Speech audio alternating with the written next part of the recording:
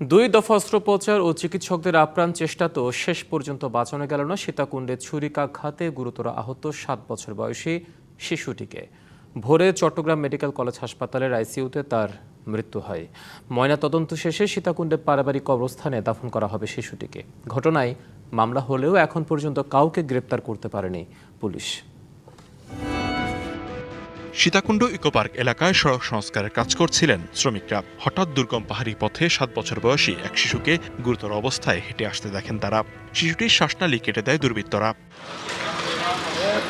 রক্তক্ষরণ বন্ধে শিশুটির গলায় কাপড় পেঁচিয়ে দ্রুত তাকে সীতাকুণ্ড উপজেলা স্বাস্থ্য কমপ্লেক্সে নিয়ে যান শ্রমিকরা। পরে তাকে নিয়ে যাওয়া হয় চট্টগ্রাম মেডিকেল কলেজ হাসপাতালে। শিশুটিকে প্রথমে জরুরি অস্ত্রোপচার করা হয়।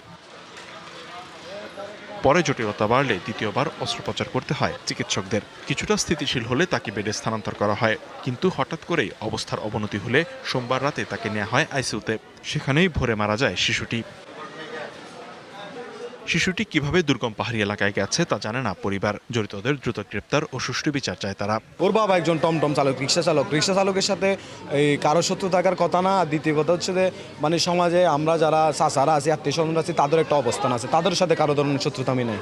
লিলি আল্ট্রাসফট সিরাম জেল, যা গভীর থেকে স্কিনে দেয় 3 গুণ সিরাম হাইড্রেশন। সিরাম জেল হাইড্রেশনে ব্রাইট থাকো সব সিজনে।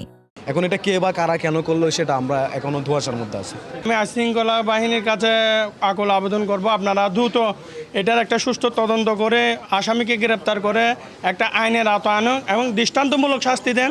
শিশুটি ধর্ষণের শিকার হয়েছিল কিনা তা জানতে আলামত সংগ্রহ করা হয়েছে বলে জানিয়েছে হাসপাতাল কর্তৃপক্ষ।